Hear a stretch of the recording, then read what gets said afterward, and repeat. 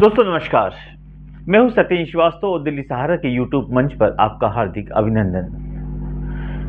दोस्तों, आज जिस एनालिसिस को लेकर के मैं आपके बीच में आया हूं, उसको सुनने के बाद कहीं ना कहीं आपकी आस्था, आपका विश्वास डगमगाएगा। आप अपने आप को असहज महसूस करेंगे कि आखिर ये हो क्या रहा है। आपने दिन भर धोखा, फरेब सब कुछ सुनते हैं, लेकिन कम से कम एक बात सबके जहन में होती है कि कम से कम ईश्वर को तो बख्श दो। आज यही कहानी आपके बीच में आपको बार बार अंतरात्मा को दिखाएगी कि कम से कम ईश्वर को बख्श देती तो शायद लगता कि हिंदुस्तान में इंसानियत जिंदा है। दोस्तों, करोड़ों सनातनियों का, भक्तों का, हिंदुओं का जो आस्था का प्रतीक है तिरुपति बालाजी मंदिर, प्रसाद के दृष्टिकोण से भक्तों की जो भावना है काफी आहत हुई है। सबने अपने आप को ठगा महसूस किया है कि आखिर ये हो क्या रहा है। ये पापी आत्माएं पैसों के चक्कर में, इन पैसों के जो सौदागर हैं, ये राजनीतिक दांवपेच की जो माफिया हैं, इन्होंने इस स्थिति में ला दिया है कि अब ये भगवान को भी माफ करने वाले नहीं है। ये मिलावट की कमाई और अपने शातराना अंदाज में अपनी सारी हदों को पार करके ये एन केन प्रकारण राजनीतिक शरण में जाकर मोटी रकम पैदा करना चाहते हैं, अपने आकाओं को खिलाना भी चाहते हैं। तमाम तरह के वाद विवाद होते हैं, लेकिन कम से कम लोग यही कहते हैं कि कम से कम ईश्वर के मंदिर को तो छोड़ देते, कम से कम ईश्वर को तो बख्श देते, लेकिन ये पापी उनको भी बख्शने को तैयार नहीं है। दोस्तों, इसके पहले कि हम इस पर विस्तृत रिपोर्ट में जाएं, निश्चित रूप से आप सुनकर काफी आहत होंगे। मैं सिर्फ एक निवेदन आपसे करूंगा कि जिन लोगों ने दिल्ली सहारा के आपके चैनल को अभी तक सब्सक्राइब नहीं किया, प्लीज सब्सक्राइब कर लें, लाइक करें, शेयर करें। जो सच्चाई सामने आ रही है तिरुपति बालाजी की, वहां के प्रसाद वितरण को लेके, प्रसाद को लेकर के, लड्डुओं को लेकर के, वो हम सबको काफी आहत कर रही है। लेकिन दोस्तों, उसके अंदर बहुत सारी ऐसी चीजें हैं जो देख के लगता है कि एकाएक कैसे पैदा हो गई। अब देखिए, तिरुपति बालाजी मंदिर में के प्रसाद में जानवर की चर्बी वाले घी की मिलावट का मामला उजागर हुआ है। और उजागर भी किसने किया? प्रदेश के मुख्यमंत्री चंद्रबाबू नायडू। अब निश्चित रूप से इससे जो हिंदुओं की भावना आहत होगी, उनको चोट पहुंचेगी, उनकी अंतरात्मा उनको धिक्कारेगी कि इतने तमाम करोड़ों रुपए, अरबों रुपए चढ़ते हैं वहां पर, लोग की आस्थाएं, लोग वहां अपने बाल मुंडन कराते हैं। जो लोग जितने सक्षम हैं, वहां सोने के बड़े बड़े हार सिर्फ चाह के बालाजी को चले जाते हैं। आस्था का कोई अंत नहीं है। उस आस्था के, प्रकाट आस्था के मंदिर को इन पापियों ने चंद पैसों के लिए बेच खाया है। अब सवाल इस बात का है कि आखिर मंदिर में जो कुछ हुआ वो घटनाक्रम क्या है? सिर्फ चंद्रबाबू नायडू के कहने से क्या सारा करोड़ों करोड़ों हिंदू या सनातन धर्मी ये मान लेगा कि लड्डू में मिलावट हुई है? या इसके पीछे कोई साजिश, षड्यंत्र या महापाप हुआ है? इस बात पे गौर करना बहुत जरूरी है दोस्तों। अब देखिए, नायडू साहब का कहना है कि वहां पे जानवर की चर्बी के घी से लड्डू बनाया जा रहा था। जब वहां पे लड्डू को टेस्ट के लिए भेजा गया तो टेस्ट में इसकी पुष्टि हुई। अब ध्यान देने वाली बात है, आंध्र प्रदेश के अंदर जहां का मुख्यमंत्री के नॉलेज में ये बात है कि वहां पर बालाजी, तिरुपति बालाजी के मंदिर में घी में मिलावट की गई है, तो उसकी जांच कहां हुई? जांच पूरे हिंदुस्तान में एक जगह थी जहां पे नायडू साहब ने जांच कराई, और जांच कहां कराई? गुजरात में। गौर करने की बात है, गुजरात में जांच करा के उसकी पुष्टि कर दी और यह कहा कि जगन मोहन रेड्डी जैसा करप्ट लीडर आंध्र प्रदेश की राजनीति कोई था नहीं, इसने जिन लोगों को यह टेंडर दिलवाया उन्होंने ये पाप किया। अब देखिए दोस्तों, इस जघन्य अपराध में, इस हमाम में ये सब नंगे हैं। ना नायडू साहब दूध के धुले हैं, ना जगन रेड्डी दूध के धुले हैं। सबका इतिहास एक काला इतिहास है, और इस काले इतिहास के पीछे ये सफेद चादर ओढ़ के बैठे हैं। ये नायडू कौन है?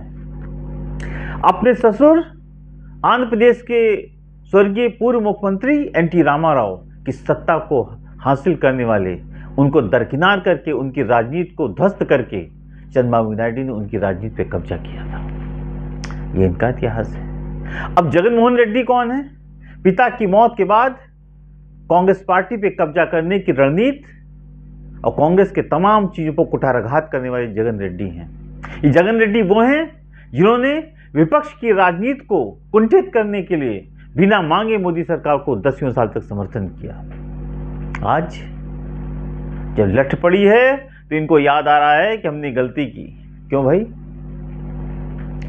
अब मोदी सरकार का कहना है कि इस व्यक्ति से मैंने कभी समर्थन मांगा ही नहीं, ये तो अपने आप समर्थन देता है, ये तो कांग्रेस का बंदा है, ये कांग्रेस का आदमी है। अब हो क्या रहा है? इस मामले को दिन प्रतिदिन तूल पकड़ता था, पकड़ना लाजमी है दोस्तों। ये मामला सिर्फ राजनीतिक नहीं है, हो सकता है राजनीतिक, लेकिन ये तमाम करोड़ों करोड़ों हिंदू सनातनियों की धन, उनकी आस्था का बहुत बड़ा सवाल है। उनकी आस्था पे अगर चोट पहुंची है तो निश्चित रूप से ये लोग माफी के काबिल है। इसीलिए भारतीय जनता पार्टी तो फ्रंट पे नहीं आई है, लेकिन हिंदूवादी संगठन चाहे आरएसएस हो चाहे बजरंग दल हो, उसने खुला इसको विरोध किया। कहा हिंदू की भावनाओं के साथ ही महापाप है, इस पाप को किसी कीमत पर माफ नहीं किया सकता या शांत नहीं बैठा जा सकता। लेकिन क्या बात है, इतना बड़ा कांड हो गया। नायडू साहब के हाथ में केंद्र की सत्ता भी है, मोदी जी के बहुत करीबी हैं आजकल। सीबीआई जांच की मांग नहीं की गई। सरकारी स्टेट गवर्नमेंट की जांच और इंक्वायरी कहां हुई? गुजरात में। पूरे हिंदुस्तान में कहीं इसकी जांच नहीं हो सकती थी। क्यों? ये आगे आने वाला वक्त बताएगा कि नायडू जी ने जांच केवल गुजरात में क्यों कराई, और उसकी पुष्टि करके इन्होंने मामले को सीधे सीधे जगन मोहन रेड्डी को अपराधी घोषित कर दिया। अब सवाल इस बात का है दोस्तों कि सच्चाई क्या है, ये कैसे पता चलेगा? सवाल इस बात का है कि लाखों करोड़ों लड्डू रोज बनते हैं वहां पर, और उसके बारे में इतनी बड़ी खबर, और आज भी व्यवस्था वहां क्या है? एज इट इज है। अब सवाल इस बात का है कि इन सारी चीजों के बीच में मसला है क्या? सरकार की बातों को कितनी गंभीरता से लिया जा सकता है, ये सोचने वाली बात है। लेकिन दोस्तों एक बात तो तय है कि तिरुपति बालाजी की आस्था को सशंकित करने की जो कोशिश की गई है, जो लोगों की आस्था पर ये कुठाराघात प्रहार किया गया है, क्या ये माफी के काबिल है? कब तक ऐसे मंदिरों को निशाना बनाया जाता रहे? और सबसे बड़ी बात क्या है कि ये हिंदूवादी संगठन इसका विरोध कर रहे हैं, और इस काम को किसने किया है? उसने भी हिंदुओं ने ही किया है, कोई दूसरे लोग आकर के ये काम करके नहीं गए हैं। इसमें ये कहा जाता कि धर्म को बदनाम करने की राजनीति हुई है। आज हिंदूवादी संगठन के ही लोग, हिंदू मानसिकता ही के लोग, हिंदू जात के ही लोग, ये सनातनी अपने आप को कहने वाले लोगों ने ईश्वर को भी नहीं बख्शा है। सिर्फ करोड़ों अरबों नोट गिनने के चक्कर में ये सारा काम हो गया। अब इसमें कौन दूध का धुला है और कौन इस अखंड भ्रष्टाचार में डूबा है, ये तो वक्त बताएगा। अगर सही जांच की गई तो, अगर इसको दबाया नहीं गया तो, अगर इस मामले के पीछे कोई साजिश या षड्यंत्र है, तो निश्चित रूप से इस केस को दबा दिया जाएगा और जो लोगों की मंशा थी उस मंशा को अंजाम दे दिया जाएगा। अब सवाल इस बात का है कि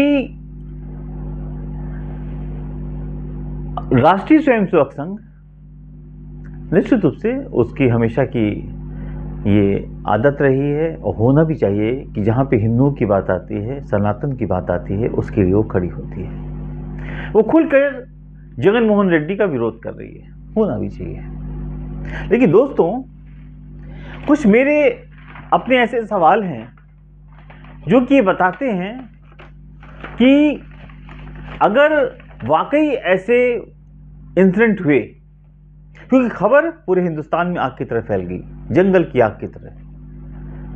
अब सवाल इस बात का है कि तिरुपति बालाजी मंदिर जाने से पहले लोग 10 बार सोचेंगे कि हम प्रसाद क्या लेके जाएं, प्रसाद अपना लेके जाएं, ये प्रसाद वहां से खरीद करके वाले को चढ़ाएं, क्योंकि वो आस्था का प्रकाट, आस्था का मंदिर है, वहां पे किसी तरह का कोई समझौता नहीं किया जा सकता। सवाल इस बात का है दोस्तों, जो लड्डू टेस्टिंग के लिए भेजे गए, ध्यान देनी बात है, जो लड्डू टेस्टिंग के लिए भेजे गए वो कहां से लिए गए? क्या किसी कमेटी के सुपुर्द सबके सामने लड्डू उठाए गए? जहां प्रतिदिन लाखों लड्डू बनते हैं, क्या चंद लड्डुओं की टेस्टिंग से इस बात की पुष्टि हो जाती है कि लड्डू में जानवर का घी मिला हुआ था? दूसरी बात, क्या ये पॉसिबल तो नहीं कि लाखों लड्डू की टेस्टिंग हो जाए?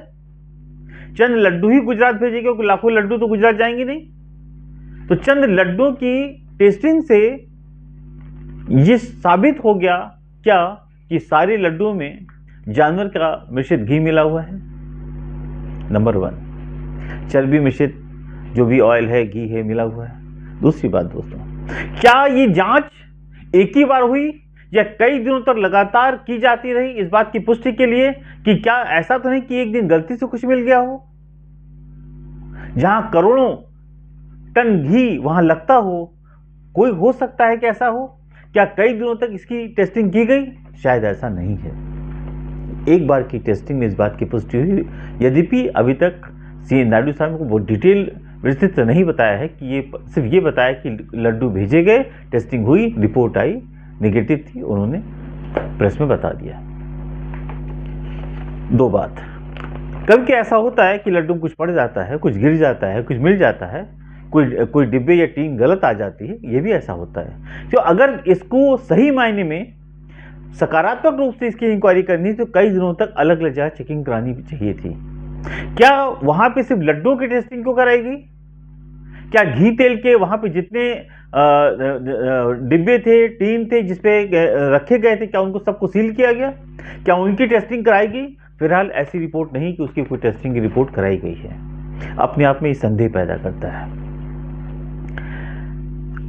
टेस्टिंग एक दिन में कंप्लीट नहीं हो सकती है, कई दिनों तक अगर आपको शांतिपूर्ण ढंग से इसको करना था तभी पता चलता कि इसके पीछे साजिश क्या है। देखिए,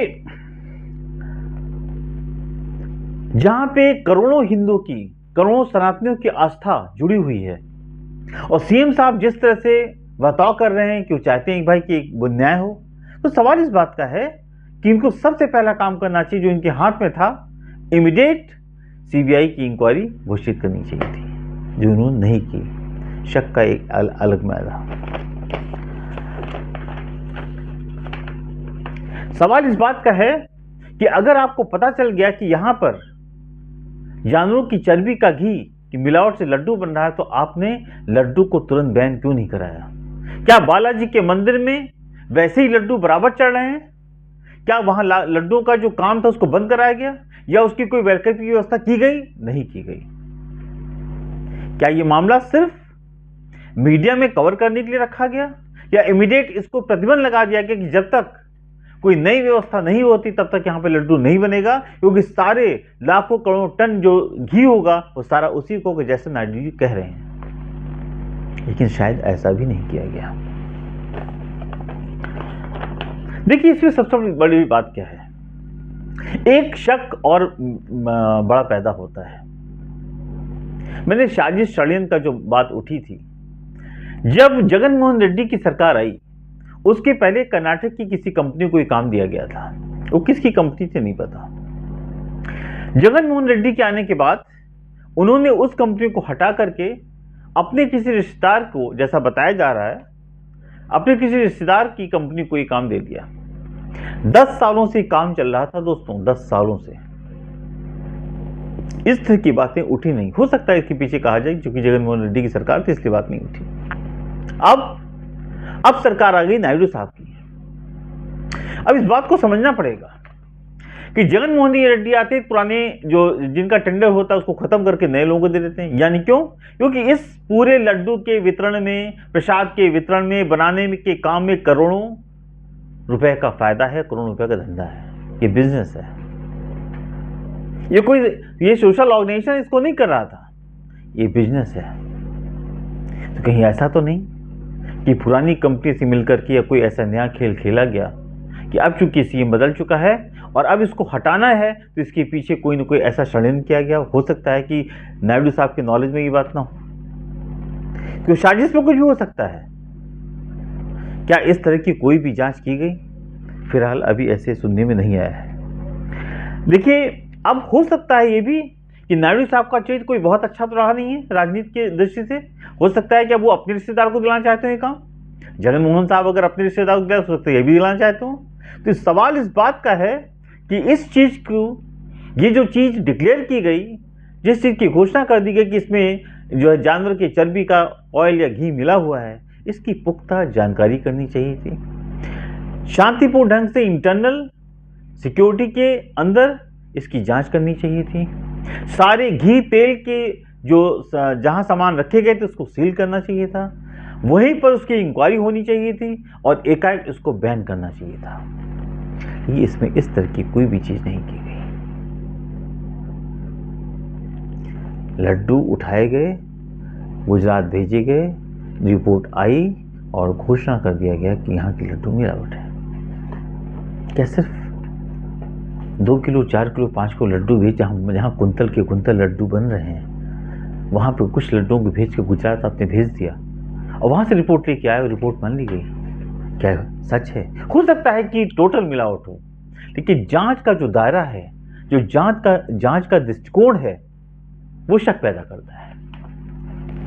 अंतिम और महत्वपूर्ण सवाल दोस्तों कि इतने बड़े जो मिलावटी ये लड्डू का कांड हुआ है, ये सब कुछ गुजरात में कराई गई। एनडीए सरकार के पार्टनर हैं, गुजरात से उनकी नजदीकी काफी ज्यादा है। हम ये नहीं कहते कि इसमें सब कुछ एक साजिश के तहत हो सकता है।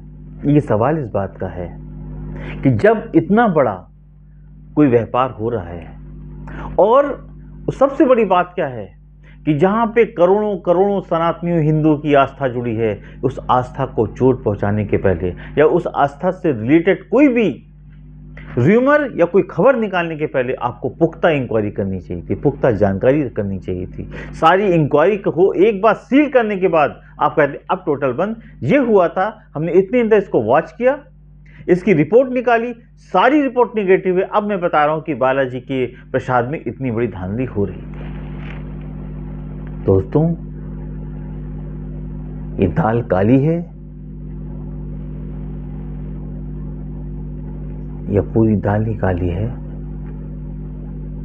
ये अभी ये जांच का विषय है। लेकिन एक बात तय है कि अभी तो हो सकता है कि इसमें सच्चाई हो सकता है, बिल्कुल सच्चाई ना हो। लेकिन एक बात तय है कि इस पूरे प्रकरण में जो प्रारूप हिंदुओं सनातनियों के सामने पेश किया गया, उनकी भावनाओं को आहत किया गया, उसके पहले एक सही दृष्टिकोण से, सही नीयत से, सही नियति से उसकी सही पुख्ता जानकारी और जांच होनी चाहिए थी। ये खबर बाहर आने के पहले अब आप देशी घी में नहला दीजिए लड्डू को, ये करोड़ों करोड़ हिंदू अब जल्दी विश्वास नहीं कर सकता कि वहाँ के लड्डू में मिलावट है या नहीं है। क्यों? क्योंकि अब आप जो लोग बना रहे थे उनको हटा दोगे और नए लोगों को लेकर के आओगे, और यही तो इसका खेल था।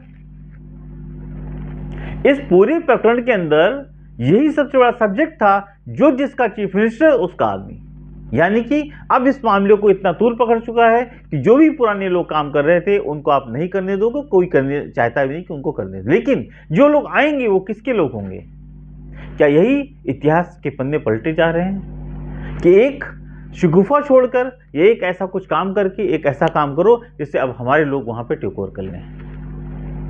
यही जगनमोहन रेड्डी ने किया, यही नायडू साहब के समय होगा, यही पहले क्या हुआ पता नहीं। तो दोस्तों, इसकी सच्चाई और गहराई पर आप भी अपना विश्लेषण करिए, सोचिए कि जो नायडू साहब कह रहे हैं वो कितना सही है और कितना गलत है। क्या उनका जांच का दायरा, जांच का प्रकरण संदेहास्पद नहीं है? आपको हमारा ये आकलन, हमारा जो है एनालिसिस कैसा लगा? प्लीज़ कमेंट बॉक्स में कमेंट्स करें, लाइक करें, सब्सक्राइब करें और अपना प्यार बनाए रखें। दोस्तों, एक बात और, स्वतंत्र पत्रकारिता की मजबूती के लिए आप अगर कोई आर्थिक योगदान देना चाहें तो डिस्क्रिप्शन में डिटेल्स आप जाके वहां दे सकते हैं। मैं हूं सत्येंद्र श्रीवास्तव, कल फिर एक नए एनालिसिस के साथ आपके बीच में आऊंगा। नमस्कार।